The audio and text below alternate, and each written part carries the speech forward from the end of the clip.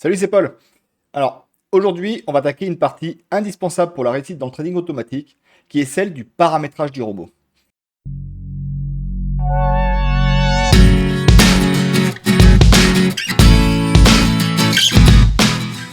Donc, la dernière fois, on avait vu comment installer MetaTrader correctement et comment trouver un robot.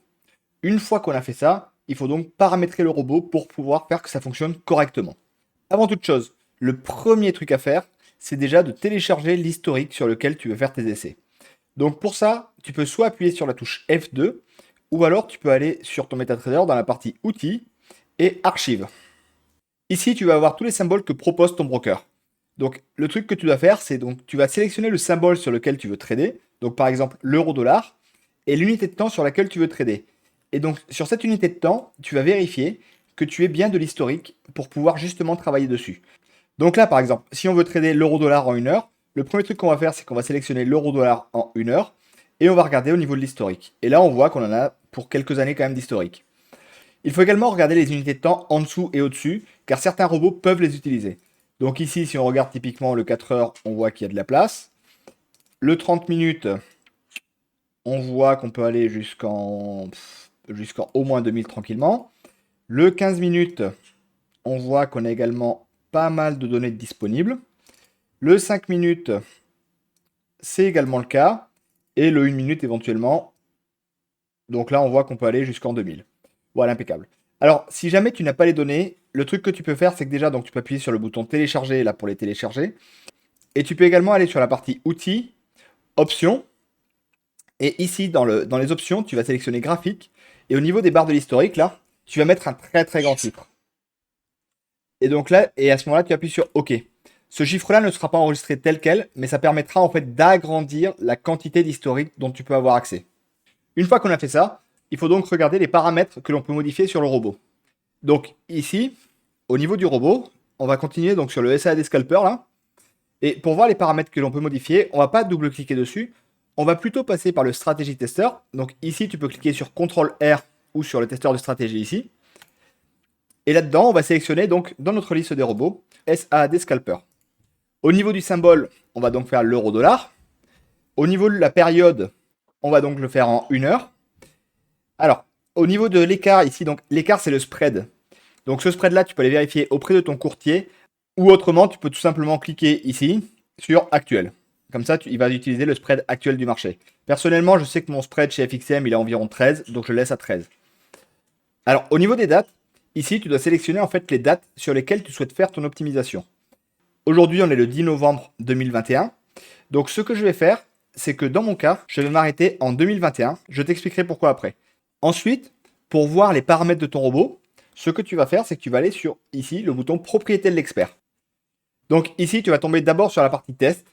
Sur la partie de test, le premier truc que tu fais, c'est que tu mets le capital avec lequel tu souhaites trader dans la partie de dépôt initial. Si tu souhaites trader avec 10 000 euros, donc là tu sélectionnes les euros, tu mets 10 000 euros. Si tu souhaites trader avec 5 000 euros, tu mets 5 000 euros. Donc là, mets bien le capital avec lequel tu souhaites trader et pas un capital au pif, sinon tes résultats n'auront aucun sens. Ensuite, au niveau des positions, ici, on va sélectionner le long and short, c'est-à-dire qu'on ne veut pas faire que des achats ou que des ventes, on veut faire des achats et des ventes. Et alors ici, au niveau de l'optimisation, je te montrerai tout à l'heure à quoi ça te sert cette case-là, mais dans un premier temps, on va décocher la partie algorithme génétique. Ensuite, on va sur la partie paramètres d'entrée. Et là, donc, on retrouve tous les paramètres du robot. Au niveau des paramètres, il y en a un certain nombre, et le problème, c'est qu'on ne sait pas toujours à quoi ils correspondent. Donc, pour savoir à quoi ils correspondent, le premier truc à faire, c'est de se rendre en fait sur le marché pour voir si le programmeur ne t'a pas laissé des instructions ou des informations concernant chaque paramètre. Donc, au niveau de ce robot, voilà, je suis sur la page SAD Trend Tracker. Donc, c'est le robot que j'ai téléchargé. Et ici, dans cette partie-là, je vais appuyer sur More. Et ici, dans More, on voit qu'ici, on a donc un certain nombre d'informations. Alors, ici, elles sont en anglais. Si tu les veux en français, tu cliques ici sur la partie FR et ça va te le traduire en français. Attention, c'est une traduction automatique. Du coup, c'est une traduction qui n'est pas forcément très bien faite. Personnellement, je préfère le laisser en anglais. Dans cette partie-là, on voit un certain nombre de paramètres. Donc ici, on voit donc la taille du lot, la méthode de calcul du lot, donc à savoir s'il prend des pourcentages en fonction du capital total ou s'il prend des lots, donc on l'aura défini. Ici, donc le target en pips, ça veut dire que la distance du target, elle est en pips et pas en points. Le stop loss, ça veut également dire que c'est une distance en pips et pas en points. Et si jamais on le met à 0, ça veut dire qu'il n'y aura pas de stop loss fixe. Ensuite, on a un certain nombre d'informations qui traînent ici. Et si tu lis les informations, ça devrait t'apporter tout ce qu'il faut pour avoir des ordres de grandeur au niveau du paramétrage de ton robot. Ensuite, donc ici, ce qu'on va faire, c'est qu'on va retourner sur le robot. Et donc là, dans la partie optimisation, on voit qu'on a donc 5 colonnes. Donc la première colonne, c'est le nom de la variable. La colonne valeur ici, ce sont les valeurs qui vont être utilisées quand ici, tu n'auras pas coché la case valeur. Donc typiquement, quand tu veux voir un résultat sans cocher la case optimisation, à ce moment-là, il va utiliser la case valeur. Et du coup, ici, tout ce qu'il aura fait au niveau de ce rapport-là et au niveau de ici, ce seront finalement les valeurs mises dans cette colonne-là. Ensuite, quand tu voudras trouver les bonnes valeurs au niveau de ton optimisation, ce que tu fais, c'est que tu vas cocher les cases sur lesquelles tu veux faire des variations. Donc typiquement, si je cochais cette case Account Type ici, ça voudrait dire que ici, quand j'aurai coché la case optimisation, il me fera varier les valeurs de cette valeur-là jusqu'à cette valeur-là. Donc ici, typiquement, il ferait varier la valeur de la case standard à la case, si on se mettait ici, micro. Alors, vu que le type de compte ne change pas, il n'y a aucun intérêt à faire varier le type de compte. Dans notre cas, c'est un compte en micro, donc on sélectionne directement le compte micro. Si on veut faire varier la taille des lots, on coche cette case-là, lot size of each trade, et du coup, ici, il va faire varier la case de la valeur 0,01 à 0,06 si on mettait 0,06 avec un pas de 0,01. Donc il ferait la valeur 0,01, puis 0,02, puis 0,03 jusqu'à 0,06. Là, on est sur un compte à 10 000 €. Et donc, ce qu'on va faire, c'est que ici, lot size 0,01, je pense que c'est un peu faible. Donc je vais plutôt partir par exemple de 0,1. On va l'amener en mode 0,1 jusqu'à détail de lot à 1. Et là-dessus, au niveau de l'autre mode auto, donc là c'était pour le calcul de risque, ce qu'on va faire c'est qu'on va le mettre en false. Et dans ce cas-là, il ne va pas utiliser le calcul de risque automatique. Si tu voulais travailler avec du pourcentage par position, tu coches tout simplement cette case-là, tu décoches celle-ci parce que finalement il n'y aura aucun intérêt à faire varier ça. Et ici tu vas prendre le lot mode false. Voilà. Ici on continue. Donc le take profits, apparemment ici il est en points. Donc 100, ça veut dire que c'est 10 pips. 10 pips sur le marché, c'est déjà des TP qui sont relativement proches. Mais on peut travailler éventuellement avec plus court. On va donc commencer avec un TP à 50. On va le faire varier de 50 en 50 pour arriver jusqu'à 500. Et au niveau du stop loss, on va mettre les mêmes valeurs, mais en démarrant de 0 pour commencer avec quelque chose sans stop loss. Donc ici, on fait 0, 50, et on va jusqu'à 500. Et comme ça, en fait, on peut faire varier tous les paramètres qui nous intéressent. Donc là, je vais passer en accéléré pour te montrer un petit peu ce que ça aurait pu donner.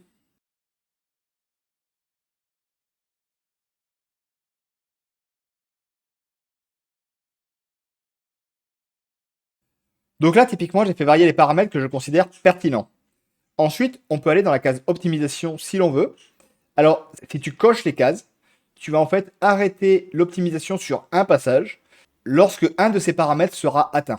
Si tu coches la case chute maximale et que tu mets par exemple à 30, tu vas te retrouver en fait à automatiquement arrêter le passage à chaque fois que le drawdown arrive à 30. Personnellement, je préfère laisser tous les passages passer. Et là, du coup, une fois qu'on a fait ça, on peut appuyer sur OK et on peut cocher la case optimisation. Donc en faisant ça, quand on va appuyer ici sur valeur initiale, on va donc automatiquement faire passer de 2019 au 1er janvier 2021. Donc en réalité, ce sera au 31/12/2020. La totalité des paramètres ici que l'on aura fait varier. Et tous les paramètres où il n'y aura pas la case cochée, ce sera en réalité la partie valeur qui va être prise en compte. Donc là, maintenant, on appuie sur la case OK. Alors ici, tu as la partie modèle. La partie modèle va indiquer la manière dont l'historique va être géré au niveau des passages. Donc en fait, quand on utilise la partie modèle en chaque tick, ici, ce qu'il va faire, c'est que sur chaque passage, il va utiliser la totalité des valeurs disponibles. C'est-à-dire que si tu te rappelles ici, on avait du 1 minute, du 5 minutes, du 15 minutes, du 30 minutes, du 1 heure, du 4 heures, etc. Et bien du coup, sur chaque passage, en fait, il va vérifier en 1 minute ce que ça aurait donné, en 5 minutes ce que ça aurait donné. Et en fait, il va vraiment être au plus proche du marché actuel. C'est-à-dire que si tu as les valeurs en tick, il va vraiment faire varier les choses au tick par tick, comme si tu étais sur du trading vraiment sur ton marché. Par contre, l'inconvénient, c'est que là, tu vois sur un seul passage, ça lui prend un temps hyper important. Donc c'est-à-dire que si tu dois faire plusieurs milliers de passages, c'est mort. Ça va vraiment te prendre beaucoup de temps. Donc pour ça, tu as la possibilité d'utiliser la partie point de contrôle. Alors point de contrôle, c'est une méthode qui va utiliser que certains points des bougies et que certains endroits stratégiques. Mais globalement, si on vérifie, tu vois sur un passage, ça va en réalité beaucoup plus vite. Et du coup, ça permet d'aller bien plus vite au niveau de l'optimisation. Et enfin, on a la partie prix d'ouverture seulement. Alors ça, c'est une partie qui utilise du coup uniquement la clôture des bougies et donc l'ouverture de la bougie suivante pour prendre les valeurs. Donc celle-ci, par contre, est très rapide, mais n'est pas du tout précise. Donc personnellement, quand je fais une optimisation, je préfère la faire en point de contrôle. C'est souvent assez précis pour avoir des ordres de grandeur intéressants. Et je te montrerai tout à l'heure comment on contrôle cette information. Donc voilà, donc ici, tous nos paramètres sont OK. Ici, on a dit qu'on allait faire en mode point de contrôle. Et donc ici, maintenant, pour qu'on puisse passer tous nos paramètres, on va cocher donc cette fois-ci la case optimisation là. Et on appuie sur valeur initiale. Et là, donc, on constate que les paramètres qu'on a fait varier demandent donc de faire 55 000 passages différents. Donc ça veut dire qu'on a quand même ici un très grand nombre de passages. Donc là, si on compare par rapport à un travail fait à la main, si on voulait faire passer tous les paramètres comme on a fait là, typiquement, on n'y arriverait pas. Là, lui, les 55 000 passages différents sur toute l'année 2019 et toute l'année 2020, ça va lui prendre 41 heures. Donc là, déjà, tu peux te dire ça va être relativement long. Ce qui est vrai. Ici, tu constates qu'au niveau de, quand on clique sur la partie optimisation des résultats, au fur et à mesure, il va nous faire apparaître tous les résultats. Alors, un petit détail, dans cette partie-là, tu fais un clic droit et tu décoches la case sauter les résultats inutiles. Parce qu'en fait, si tu la laisses cocher, il va automatiquement te retirer tous les résultats négatifs. Alors que souvent, ces résultats peuvent être intéressants. Donc, ici, au niveau des 55 000 passages, ça peut être très long. Et donc, moi, ce que je vais faire ici dans un premier temps, c'est que je souhaite d'abord cibler les passages qui ont de l'intérêt. Donc, pour ça, je vais arrêter ça. Et ici, on va retourner sur propriété de l'expert. On va retourner sur l'onglet test. Et là, on va cliquer sur algorithme génétique et on va laisser en balance. Et là, ce qu'il va faire, c'est qu'il ne va pas faire tous les passages, mais en fait, au fur et à mesure des passages, il va essayer de chercher tous les passages qui permettent d'améliorer le balance. Donc dans ce cas-là, le balance, c'est le profit. Après, tu peux éventuellement travailler avec d'autres trucs, comme par exemple le profit factor ou le drawdown. Personnellement, je vais laisser en balance. Et ici, je vais appuyer sur OK. Et là, cette fois-ci, quand j'appuie sur valeur initiale, il ne va pas faire 55 000 passages, mais plus que 1280. Ça, il considère qu'il va donc être capable de me sortir un résultat probablement le plus proche du meilleur résultat en uniquement 1280 passages. Et là, si je vais ici, on voit que du coup, il va faire évoluer de manière à faire grossir le profit. Donc maintenant, ce qu'il te reste à faire, c'est d'attendre en fait les 55 minutes pour avoir déjà une première information. Donc là, on va le laisser travailler pendant qu'on continue. Ici, donc pour l'exemple, on va continuer comme si c'était fini. Donc ici, tu vois qu'au niveau de tes passages, tu peux trier donc soit par passage. Alors ici, donc le passage 1 correspond en fait au passage avec ces paramètres-là. Le passage 2 correspond au passage avec ces paramètres-là. Et donc comme ça, quand tu sélectionnes les passages ici, tu pourras automatiquement les recharger ici. Sinon, tu peux trier par profit, si tu le souhaites, ici. Et donc si tu cliques ici, profit 2 fois, hop, tu vas te retrouver en fait avec un tri par profit. Et on voit que celui qui jusqu'à présent nous donne le meilleur profit, c'est le passage 21, et que sur 2 ans, il va générer un profit à 3011 euros en faisant 14 trades, avec un facteur de profit à 1,65 et avec par contre un drawdown à 47%, ce qui est plutôt élevé. Éventuellement, ici, vu qu'on est sur la partie algorithme génétique, si on veut mettre une importance sur le drawdown également en limitant le drawdown, ce qu'on peut faire, c'est qu'on peut appuyer sur stop. On revient ici sur les propriétés de l'expert. Et là, dans l'optimisation, on va donc cocher la case chute maximale à 30%. Vu qu'on est sur la partie algorithme génétique, ça va permettre en fait de cibler les meilleurs résultats avec un drawdown maximal à 30%. Comme ça, tu auras des résultats qui seront donc plus cohérents. Et donc maintenant, il suffit de le laisser travailler un petit peu. On voit qu'il n'a toujours pas fini l'optimisation. Et quand je souhaite faire du paramétrage, typiquement, je vais d'abord le laisser finir. Donc typiquement, j'attendrai au moins cette heure-là pour, dans un premier temps, avoir des premiers résultats. Alors, personnellement, ces premiers résultats ici, qui sont là, je ne vais pas chercher à les utiliser tels quels. Je ne souhaite pas utiliser en fait la partie algorithme génétique pour trouver le bon résultat. Ce que je vais faire par contre, c'est que typiquement, je vais les utiliser pour aller m'orienter vers des paramètres qui me semblent prometteurs. Donc typiquement là, par exemple, on voit que bon, la taille des lots, ça se promène entre 0,5, 0,5, 0,4, 0,6 pour faire une quinzaine de trades pour l'instant avec un profit factor à 1,74, un drawdown à 15. Donc typiquement ici les lots, je les ai fait varier de 0,1 en 0,1. Peut-être qu'effectivement je peux les faire varier de 0,25 par exemple en 0,25. Ça me permettra de réduire un grand nombre de passages. Au niveau du target en pips, on voit que ici le 1635 et le 1505, bon globalement ici on est à 200, ici à 400, le stop loss 350, 400. Donc on est plutôt sur des stop loss relativement hauts ou pas de stop loss par rapport aux 500 que l'on avait mis. Donc par contre, comme on est relativement proche de la partie haute des stop loss que j'avais définis, à savoir 500 si tu te rappelles, je me dis que peut-être que ça mériterait que je laisse un peu plus de place au stop loss au-dessus. Alors ici, le trail order, on voit qu'il utilise les deux.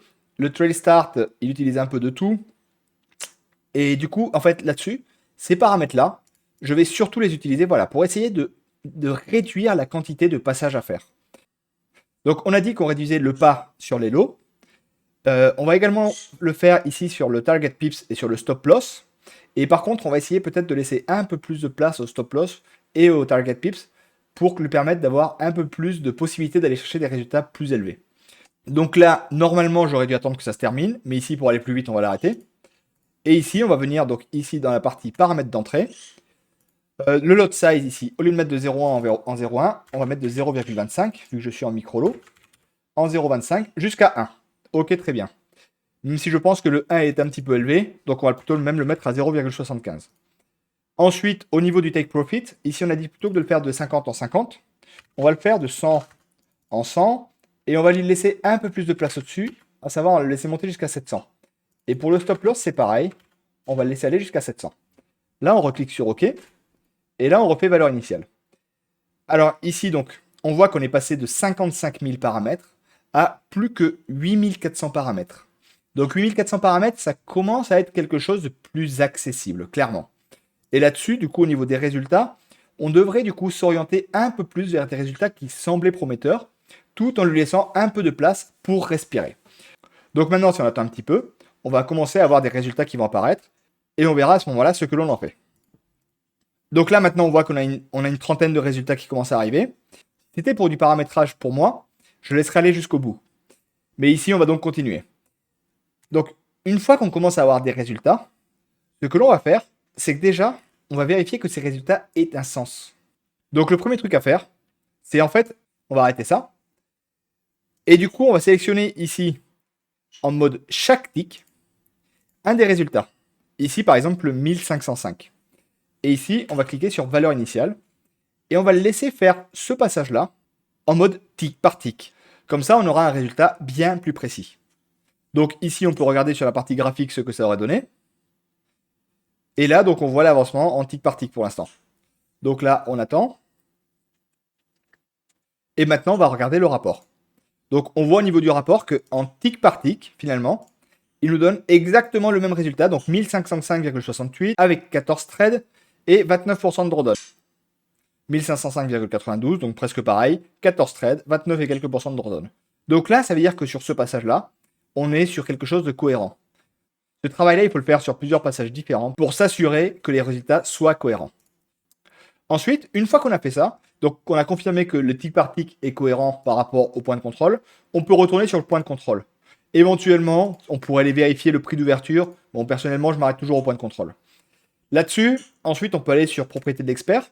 Et quand on veut faire du paramétrage complet, ce que l'on fait normalement, c'est qu'on va retirer la case algorithme génétique. Comme ça, il va nous donner la totalité des résultats par rapport à nos paramètres. Et là-dessus, donc, on va pouvoir exploiter quelque chose. Ici, dans notre cas, pour avoir des résultats grossiers dans un premier temps, on va continuer avec la partie algorithme génétique. Donc, maintenant, on arrive sur la partie exploitation des résultats. Alors là, donc au niveau des paramètres, donc normalement, on devrait en avoir 8400. Là, on va continuer sur l'algorithme génétique. Du coup, au niveau des paramètres, il y a plusieurs manières de faire. La manière que l'on va le plus voir passer sur Internet, et qui typiquement va te donner donc ce genre de courbe-là, avec un profit qui augmente peu à peu, un drawdown très faible, des choses comme ça, c'est souvent un tri qui est fait par le profit. Donc là, typiquement, ce qui est fait, c'est quoi? C'est tout simplement, tu prends le profit, hop, hop, tu sélectionnes le meilleur résultat, et puis du coup, on va arrêter ici les passages pour pouvoir faire les essais. Et du coup, tu tries sur le profit et tu te dis, ok, c'est lui le meilleur. Je double-clique et je considère que c'est le bon paramètre. Faire cette considération est souvent très faux. Au niveau de la date, si tu te rappelles, on s'était arrêté au 1er janvier 2021. Donc ce qu'on va faire, c'est que pour vérifier si oui ou non ce robot nous aurait donné des bons résultats, cette fois-ci, on va donc changer la date pour le faire varier de 2021 à juin 2021. Donc, à savoir, il va donc nous faire tout le mois de janvier, février, mars, avril, mai, juin. Comme ça, on va déjà avoir en fait un premier résultat. Et ici, donc, en double-cliquant ici, on va automatiquement charger les paramètres ici dans la partie valeur. On appuie alors sur OK. Et là, cette fois-ci, il nous donne les résultats. Donc, en partant du meilleur résultat ici, qui était le passage 18, et qui nous faisait un profit de 1505 €, si je regarde ici, au niveau du graphique, ça nous fait ça. Il a donc passé 5 trades. Et on voit qu'on a perdu, cette fois-ci, 853 €. Donc en fait, la manière de faire de l'optimisation en sélectionnant le meilleur profit, en fait, très souvent est une manière qui est suroptimisée. Donc après, on peut se dire qu'au lieu de trier par profit, on pourrait peut-être trier typiquement par drawdown. Donc ici, on pourrait se dire, bah voilà, lui, il avait un 16% de drawdown, bah à la limite, on va plutôt prendre celui qui avait un 16% de drawdown. Drawdown plus faible, on revérifie de 2021 janvier à 2021 juin, on regarde ce que ça donne. Rapport, moins 426 €, toujours 5 trades. Du coup, c'est encore négatif. Donc en fait, ici, quand on sélectionne par le profit ou par le drawdown, on est en fait très souvent sur des paramètres suroptimisés. On est sur des choses qui finalement donnent des résultats positifs, mais on ne sait pas trop ce qui s'est passé. Si je devais te montrer ça sur un graphique Excel, donc ici j'ai décomposé la période du 1er janvier 2019 au 1er janvier 2021. Et du coup, ici, donc j'ai fait l'évolution du capital, donc tous les 6 mois. Et donc, quand on regarde la courbe, souvent, quand on est sur des courbes optimisées avec le profit ou avec le drawdown, on a très souvent des scénarios de ce type-là, à savoir un profit qui va se retrouver à faire un peu n'importe quoi pendant un certain temps et qui finalement est complètement rattrapé sur une période. Mais toi, quand tu vas trader, tu vas très probablement te retrouver dans une de ces situations-là, à savoir un moment où ton capital se serait cassé la figure. Donc, personnellement, ce que je fais en fait, je ne travaille pas en optimisant le profit, ou le drawdown, ou le facteur de profit comme certains font, mais je vais plutôt travailler en optimisant sur des périodes plus petites. À savoir, au lieu d'optimiser sur une grosse période de 2019 à 2021, je vais d'abord optimiser ici sur une période du 1er janvier 2019 au 1er juillet 2019, puis du 1er juillet 2019 au 1er janvier 2020, puis du 1er janvier 2020 au 1er juillet 2020, et du 1er juillet 2020 au 1er janvier 2021. Et à ce moment-là, ce que je vais faire, c'est que je vais chercher des passages qui auraient plutôt donné des résultats de ce type-là, à savoir 10 000, puis 10 500, puis 10 800, puis 11 000, puis 11 800. Et donc, je vais faire en sorte, entre autres, de rechercher en fait une courbe qui ressemblera plutôt à ça, en sachant pertinemment que si ça ressemble à ça, il y a des grandes chances qu'effectivement on soit sur quelque chose qui soit croissant de manière régulière, et donc quand je vais l'utiliser sur les périodes suivantes, je vais à ce moment-là pouvoir me retrouver à avoir des résultats positifs. Alors ça, c'est une des parties que je fais. Évidemment, pour faire ça, en fait, j'ai toute une méthodologie que j'ai mis en place avec des outils que j'utilise de manière régulière et qui me permettent d'une manière quasi automatique de trouver donc le bon paramètre. Tout ça, c'est quelque chose que j'explique en profondeur dans ma formation. Mais si je devais te l'expliquer ici, on serait sur une vidéo de quelques heures. Voilà. Donc maintenant, je t'ai montré donc comment on pouvait faire pour optimiser un robot, comment on pouvait faire pour chercher les paramètres de l'optimisation, comment on faisait pour savoir quel type de modèle on utilisait, sur quelle date on pouvait travailler. Et je t'ai également apporté un certain nombre de pistes sur comment trouver un paramètre intéressant. Donc j'espère que cette vidéo t'aura vraiment apporté du contenu de qualité. J'espère que tu auras pu voir qu'effectivement l'optimisation, ce n'est pas juste s'appuyer sur le meilleur résultat, mais qu'il y a quand même du travail dessus pour y arriver. Par contre, ce qu'il ne faut pas que tu oublies, c'est que oui, rechercher le bon paramètre prend un peu de temps, mais qu'une fois que tu as le bon paramètre, ce bon paramètre-là, tu peux le laisser avancer tout seul pendant plusieurs mois. Et que pendant plusieurs mois, du coup, tu n'as plus rien à faire. Donc je vais te laisser là-dessus. Alors, si jamais tu n'es pas abonné à la chaîne, n'oublie pas de t'abonner, à mettre un petit pouce bleu, ça m'encourage vraiment pour la suite. Si tu as des questions, n'hésite pas à les poser en commentaire. Et je te dis à très bientôt pour la prochaine vidéo. Ciao!